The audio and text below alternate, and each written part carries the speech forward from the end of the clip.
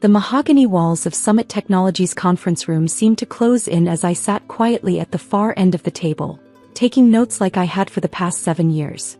My laptop screensaver, a photo of a distant beach sunset, offered a brief escape from the condescending glances thrown my way. And now, the matter of the mysterious buyer, CEO Richard Sterling announced, his voice carrying that particular tone of superiority I'd grown accustomed to. As you all know, someone has been acquiring significant shares of Summit through various shell companies. I kept my expression neutral, continuing to type even though my notes were already complete. The document detailing my acquisition of 48% of Summit Technologies through my company Phoenix Ventures sat encrypted in my private server, waiting for the perfect moment. Margaret, darling, Victoria Sterling, the CEO's daughter and VP of Marketing, called out to me with fake sweetness. Be a dear and fetch us some fresh coffee. The good kind from the executive lounge, not that break room swill. I glanced at my Cartier watch, a quiet indulgence hidden beneath my modest blazer sleeve. Of course, Miss Sterling. And perhaps some of those imported cookies, added James Morrison, the CFO who'd rejected my business proposal 5 years ago, claiming I lacked the vision for corporate leadership. If they only knew that Phoenix Ventures, the company they were all so desperate to meet with, had been built from that rejected proposal. While they dismissed me as just another secretary, I'd transformed my idea into a tech empire worth billions. Don't forget the coffee order this time, Victoria smirked. Dad likes his with 2 sugars, not 3. Details matter in business, Margaret. That's why some of us are meant to lead and others, well, you understand. I did understand. I understood better than any of them how details mattered. Details like the careful paper trail of their financial mismanagement I'd documented over the years. The evidence of insider trading that would emerge during the upcoming shareholder meeting. The proof of systematic discrimination that would support my hostile takeover. Oh, and Margaret, Richard called as I reached the door. While you're out, see if you can find anything about this Phoenix Ventures. Google it or whatever it is you secretaries do. I suppressed a smile. I'll do my best, sir. Though I believe their CEO prefers to maintain a low profile. Probably some old tech mogul, James theorized. These reclusive types usually are. Did you know I played golf with Bill Gates once? Actually, Victoria chimed in, examining her manicured nails. I heard it's a group of foreign investors. Daddy, we should really consider their offer. The share price has been slipping and that disaster with the Thompson contract. The Thompson contract. My chest tightened at the memory. 6 months ago, I'd watched them bungle a $50 million deal I'd spent months carefully structuring. They'd ignored my carefully prepared analysis, dismissed my warnings about the technical specifications, and ultimately lost the contract to our biggest competitor. That was the day I decided Summit Technologies needed new leadership. I returned with their coffee, setting each cup precisely where I knew they preferred. 7 years of serving these people had taught me their habits, their weaknesses, their secrets. Every casual conversation, every carelessly discarded document, every overheard phone call had been another piece in my puzzle. Margaret's been with us how long now? Richard mused, sipping his perfectly prepared coffee. 7 years. 8. 7 years, 3 months and 14 days, I replied quietly. And still just a secretary, Victoria laughed. Though I suppose we can't all have ambition. Some people are just meant to serve coffee and take notes. James nodded sagely. It's about drive, about having that killer instinct. Like this Phoenix Ventures CEO, but now that's someone who understands business. The way they've been acquiring shares, positioning for this takeover, brilliant strategy. My phone buzzed silently in my pocket. A message from my private banker. Final share purchase complete. You now own 51% of Summit Technologies. Speaking of Phoenix Ventures, Richard continued, their representative should be here any minute. Margaret, when they arrive, show them straight in. And try not to embarrass us this time. No chatting about your little investment club or whatever it is you do on your lunch breaks. My investment club. Their dismissive term for the tech incubator I'd built in secret, funding innovative startups that would later become part of Phoenix Ventures' portfolio.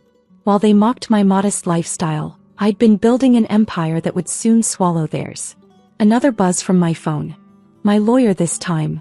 Documents ready. Proceed when ready. I stood up, smoothing my simple black dress. Mr. Sterling, before your meeting begins, there's something you should know about Phoenix Ventures. Margaret, please, Victoria interrupted. The adults are trying to have a business discussion. Yes, Margaret, Richard said, irritation creeping into his voice. What could you possibly need to tell us about Phoenix Ventures? I pulled out my phone, pressing a button that activated the conference room's main screen. My company's portfolio appeared, dozens of successful tech companies, billions in assets, and at the center, Summit Technologies' stock ownership chart showing Phoenix Ventures' controlling interest. I believe, I said calmly, taking my seat at the head of the table, we should discuss the future of Summit Technologies. After all, as the majority shareholder, I have some concerns about current management. The silence that followed was absolute. Coffee cups froze halfway to open mouths. Victoria's perfectly glossed lips formed a smile of shock. James's face had lost all color. This is some kind of joke, Richard finally managed, his voice barely a whisper. No joke, Mr. Sterling, I replied, opening my laptop to reveal the Phoenix Ventures logo. Though I understand your confusion. After all, how could your coffee-fetching secretary possibly be the mysterious so you've all been so eager to meet?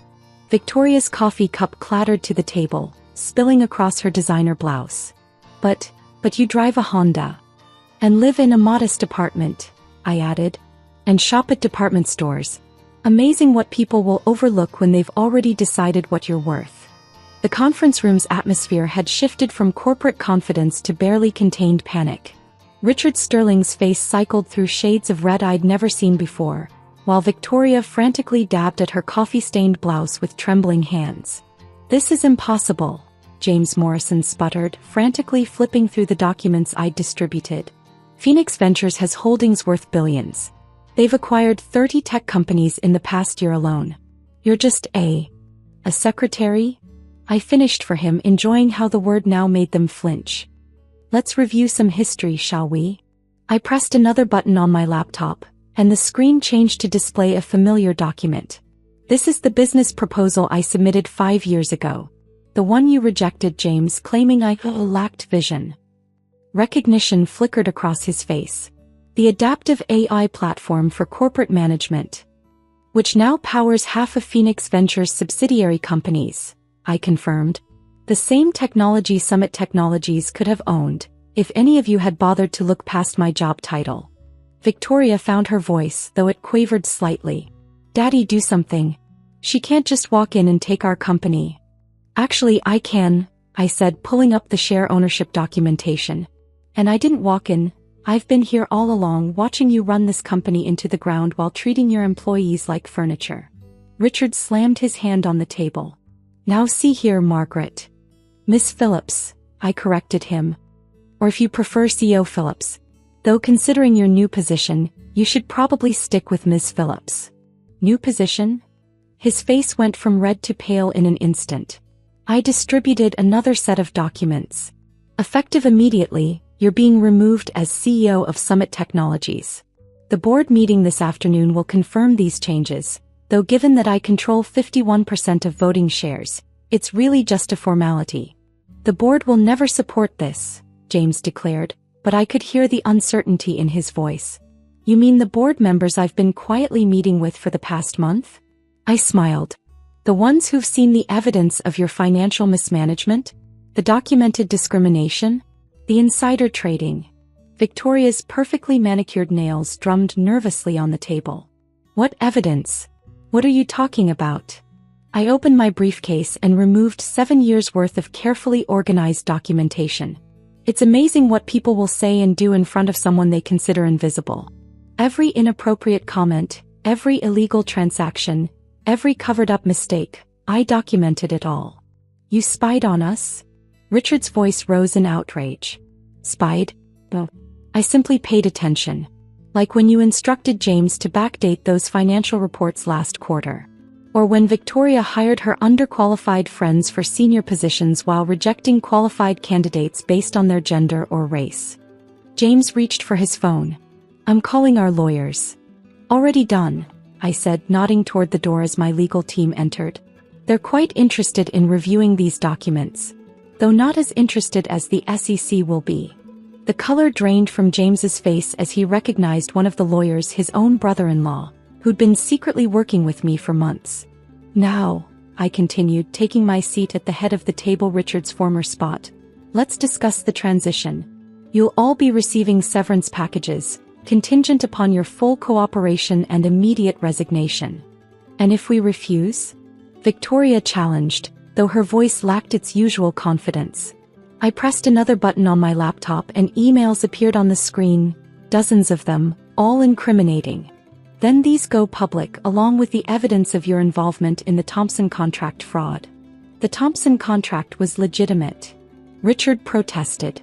The contract you lost because you ignored my analysis?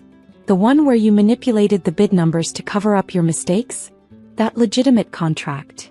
Silence fell over the room again, broken only by Victoria's quiet sob. You've destroyed this company, Richard said quietly, defeat creeping into his voice. No, I corrected him. I've saved it. Summit Technologies has been dying under your leadership, bleeding talent and losing market share because you valued appearance over substance, privilege over merit. I stood up, smoothing my simple dress, the same one Victoria had mocked last week as clearance rack chic. You have 1 hour to clear out your offices. Security is waiting to escort you. Your personal belongings will be shipped to you after they've been examined for confidential materials. 1 hour. Victoria's voice rose hysterically. You can't expect us to. The same amount of time you gave Janet from accounting last month when you fired her for reporting harassment. I cut her off. Seems fair, doesn't it? The next few hours transformed Summit Technologies from a playground of corporate privilege into ground zero of the biggest tech sector shakeup in recent memory. By noon, news of the takeover had hit the financial press. Mystery reveals identity in stunning corporate takeover. Phoenix Ventures hidden leader, from secretary to tech mogul. Summit Technologies leadership ousted amid scandal. I watched from my new office, Richard's former domain, as the story exploded across social media. My phone hadn't stopped buzzing with messages from people who'd overlooked me for years. Margaret, darling, remember me from the executive lounge? Hey Maggie, about that coffee you always brought me. Miss Phillips, regarding that promotion I denied you. I deleted them all. Sarah, my assistant hired specifically because she reminded me of myself 7 years ago, entered with a stack of reports. The transition team is in place. And your parents are in the lobby. Ah yes. The inevitable family reaction. My mother, who'd spent years lamenting my waste of a business degree as a secretary. My father, who'd repeatedly urged me to find a nice man and settle down, since I clearly wasn't corporate material. Send them up, I said, turning to face the floor-to-ceiling windows that offered a panoramic view of the city. It's time they understood what their disappointing daughter has built. They entered cautiously as if expecting the office to be some elaborate prank. My mother's eyes widened at the sight of the Phoenix Ventures logo now prominently displayed where the Summit Technologies sign had once hung. Margaret, she began, her voice trembling. Why didn't you tell us? I turned to face them, remembering all the family dinners where they dismissed my career choices. Would you have believed me? Or would you have tried to take control, like you did with every other aspect of my life? But, secretary, my father sputtered. All these years we thought. You thought what you wanted to think, I replied calmly. Just like everyone else in this building. It's amazing how invisible you become when people decide you're not worth noticing. My phone buzzed, a message from my legal team. SEC formally investigating former Summit leadership. Criminal charges likely. The company you've built. My mother gestured at the displays showing Phoenix Ventures' portfolio. It's worth billions, I finished for her. Built from the ground up while you were telling everyone about your daughter's modest office job. Quite the different story now, isn't it? A commotion outside interrupted our conversation. Victoria Sterling was causing a scene in the hallway, refusing to leave. I pulled up the security feed on my laptop. You can't do this to me, she was screaming. Do you know who I am? I pressed the intercom. Security, please escort Miss Sterling out. And make sure she doesn't take any company property this time. My father watched the scene unfold on the screen. They say Richard Sterling's being investigated for fraud. Among other things, I confirmed. Amazing what people will do when they think no one's watching. Especially the quiet secretary in the corner. Sarah entered again. Miss Phillips, the board is ready for your presentation. And the Thompson contract representatives are here for the renegotiation meeting. I smiled, remembering how Summit had lost that contract under the previous leadership. Tell them I'll be right there. And Sarah? Order yourself a proper desk. No more cramped corner spaces in this company. The afternoon passed in a blur of meetings, presentations, and restructuring plans. I introduced a new corporate culture, one built on merit rather than connections. Every employee would have a voice. Every idea would be heard, regardless of the speaker's title. By evening, Summit Technologies was already transforming. The old guard had been cleared out, making way for talented individuals who'd been overlooked under previous management. Janet from accounting was reinstated with a promotion and back pay. The development team that Richard had ignored was now leading our new AI initiative. As the sun set over the city, I stood in my office, holding the nameplate that had sat on my old desk. Margaret Phillips, Executive Assistant. Next to it, I placed my new one. Margaret Phillips, CEO, Phoenix Ventures and Summit Technologies. My phone buzzed one last time, a message from Victoria. I hope you're happy. You've destroyed our family's legacy. I typed back, no, Victoria. I've built something better. Something real. Looking out over the city lights, I thought about the long game I'd played. 7 years of careful observation, of building my empire in secret while they underestimated me. It hadn't been about revenge, not really. It had been about creating something meaningful, something built on merit rather than privilege.